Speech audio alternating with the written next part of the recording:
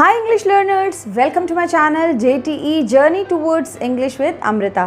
स्वागत है फ्रेंड्स आपका मेरे चैनल में। और आज हम करने जा रहे हैं टेंसेस। जैसे कि मुझे रिक्वेस्ट मिली थी कि हमें टेंसेस करने हैं। इससे पहले मैंने वीडियोस में वर्ब्स पढ़ाया है आपको।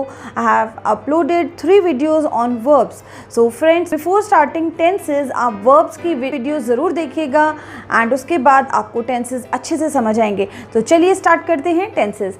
सो फ्रेंड्स, टेंसेस जो है आपको पता है they are divided into 2 parts. They tells us about time and action. So time को हम डिवाइड करते हैं present tense, past tense and future tense. Okay friends, and जब हम एक्शन की बात करते हैं तो एक्शन में आता है verbs. Okay, all form of verbs जो कि हमने पिछली 3 वीडियोज़ में किया है। Now friends, these 3 categories are divided into 4 sub categories. सो ये तीनों ही कैटेगरीज 4 सब कैटेगरीज में डिवाइड हैं। चलिए देखते हैं वो क्या क्या हैं।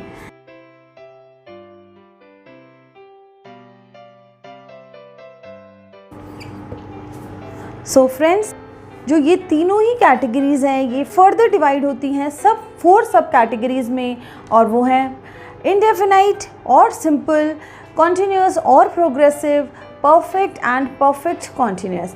ओके फ्रेंड्स, तो चलिए स्टार्ट करते हैं प्रेजेंट टेंस। जैसे कि फ्रेंड्स मैंने आपको बताया कि प्रेजेंट टेंस जो है 4 सब कैटेगरीज़ में डिवाइडेड है। तो first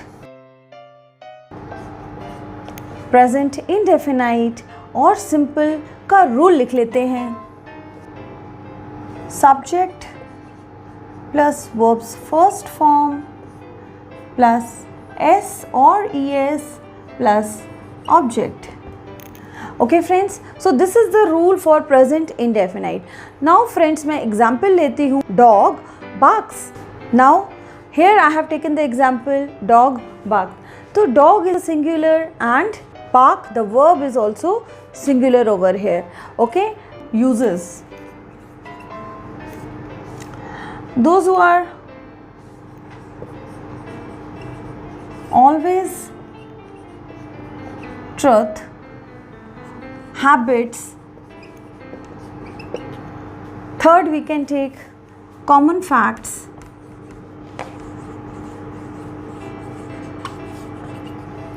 so okay friends, present indefinite का मैंने आपको रूल बता दिया है, एग्जाम्पल बताया है, और अब इसके यूजेस बता रही हूँ कि इनको कहाँ यूज़ किया जाता है। We use present tense where it is always truth, जब हम ऑलवेज ट्रुथ की बात करते हैं। जैसे कि मैं एग्जाम्पल लेती हूँ। सो ये this is a general truth और अ यूनिवर्सल ट्रूथ हम कह सकते हैं। The sun rises in the east. Habit, habit में हम क्या ले सकते हैं friend? Okay, I like ice creams, this is my habit. और I play football every Tuesday, this is my habit. Now common facts में क्या लेते हैं हम ले सकते हैं so what are all these are the sentences used in present indefinite. Okay friends, आपको समझ आया? Suppose now one more example I am going to take. We can also say I write.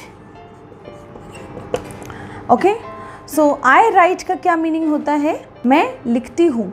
और I teach, I teach. Okay friends, so all these are the examples of present indefinite. I hope आपको present indefinite अच्छे से समझ आया होगा। Present indefinite जो होता है इसका रूल होता है subject plus verbs first form S और E S according to the subject plus object. Object is always optional over here. Object आ भी सकता है, ऑब्जेक्ट नहीं भी आ सकता है। ओके फ्रेंड्स, तो एग्जाम्पल मैंने लिया डॉग बार्क्स, और एक इसका एग्जाम्पल और मैं ले लेती हूँ, या डॉग्स बार्क। हम ऐसे भी बोल सकते हैं डॉग्स बार्क। अच्छा फ्रेंड्स, आई होप आपको एस और एस का कंसेप्ट समझ आ गया होगा, एस एंड ई एस का कंसेप्ट समझ आया होगा। Okay, present indefinite are used when there is a universal truth और a general truth where we are using for some habits or a common fact. Okay friends, so I hope आपको ये समझ आया होगा present indefinite. तो चलिए आगे करते हैं present continuous. Now friends, we are talking about present continuous. Present continuous का रूल लिख लेते हैं। इट इज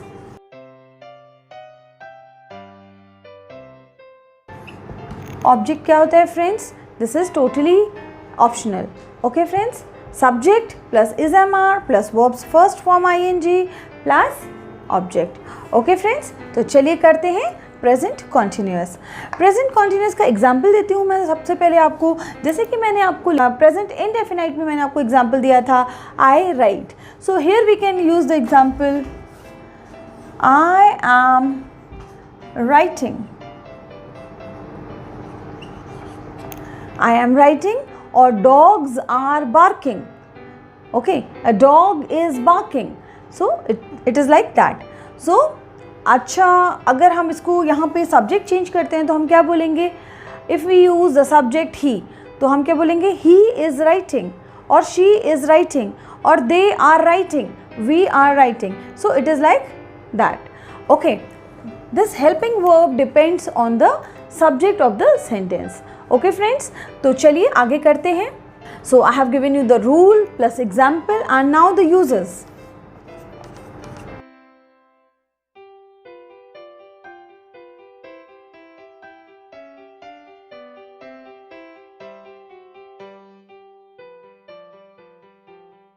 हम current continuous action, temporary continuous action, temporary habits और फ्यूचर डेफिनेट प्लान्स के लिए इनको यूज़ करते हैं।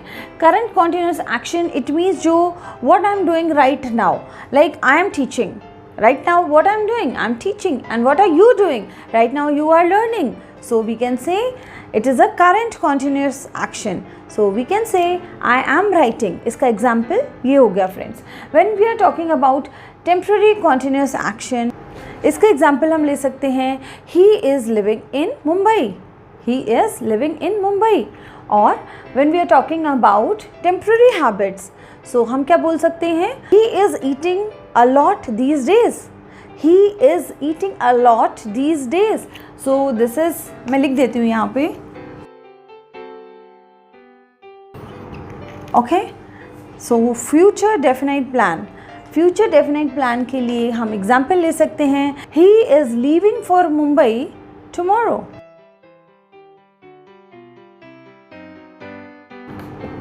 Okay friends, so as I told you, so these are the uses of present continuous tense. So I hope आपको समझ आए होंगे. With examples I have taught you what are the rule, what and where we can use present continuous tense. Present continuous tense friends मैं आपको फिर से बता देती हूँ. इसका रूल है subject plus is MR plus verbs first form ing plus object. Object is always optional. Object हो भी सकता है, नहीं भी हो सकता है. Okay, so example मैंने दिया आपको I am writing. I am writing. अब इसके uses कहाँ कहाँ होते हैं फ्रेंड्स? इसका यूज़ होता है current continuous action में और टेम्प्रेरी कॉन्टिन्यूस एक्शन में, टेम्प्रेरी हैबिट्स हो गए या फिर फ्यूचर डेफिनाइट प्लान्स हो गए. Okay, now current continuous action का मैंने एग्जांपल दे दिया, I am teaching, you are learning. और टेम्प्रेरी कॉन्टिन्यूस एक्शन का मैंने एग्जांपल दिया आपको, he is living in Mumbai और I am living in Delhi. And temporary habit, he is eating a lot these days. और फ्यूचर डेफिनाइट प्लान का मैंने आपको एग्जाम्पल दिया है, he is leaving for Mumbai tomorrow. So okay friends, I hope आपको ये present continuous tense जो है समझ आया होगा. Let us move on towards perfect. So friends, चलते हैं प्रेजेंट परफेक्ट करते हैं. प्रेजेंट परफेक्ट का रूल लिख लेते हैं सबसे पहले.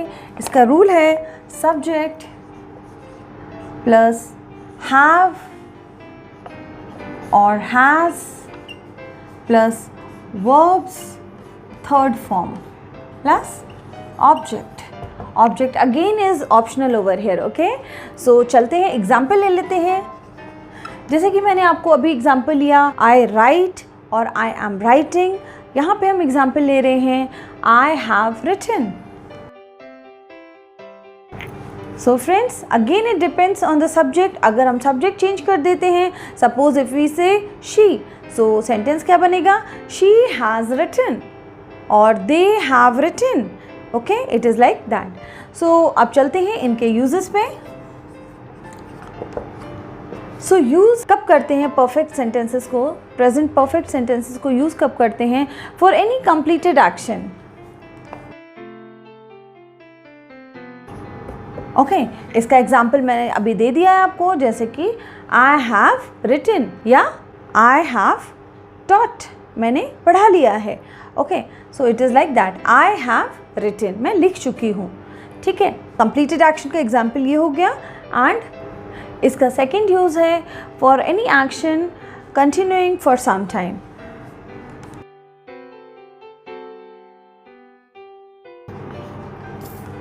Any action continuing for some time.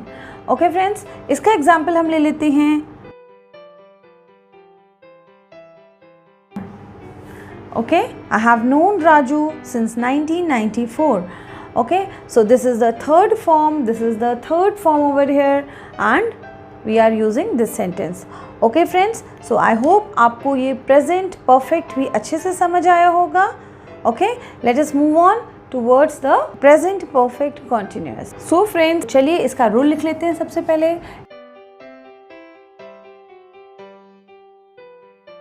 Subject plus has been or have been plus verbs first form ing plus object. So simple. So let us start with the example. I'll continue with the same sentence in this subtopic also, present continuous. So present perfect continuous, it is. So friends, समझ आया आपको? I have been writing. So I have been teaching. So इसका हिंदी में क्या meaning होता है? I have been teaching. It means मैं पढ़ाती आ रही हूँ या मैं लिखती आ रही हूँ. Okay? So this is done. Now let us talk about the uses. Uses हम ले सकते हैं friends इसके.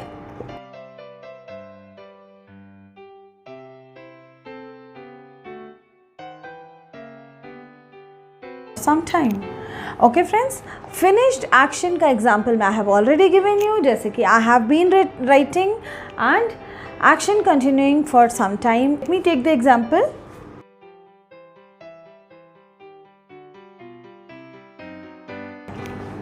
I have been living in Delhi since 1990. Okay friends, now let us do the quick recap of present perfect continuous. First of all, we'll learn about the rules. Subject plus has been, have been plus verbs first form ing plus object. Okay, now as I give you the example, I have been writing or you have been learning, it is like that. So it is used for finished action or completed action continuing for some time. So here I have given you the example of finished action like I have been writing or action continuing for some time. इसका हमने example लिया है I have been living in Delhi since 1990. Okay, so with this I have completed the present tense today, and tomorrow I will come with a new video on past tense. I hope you liked it. Thanks for watching. Friends, please do not forget to like, share and subscribe to my channel. Thank you. Have a nice day. Bye bye.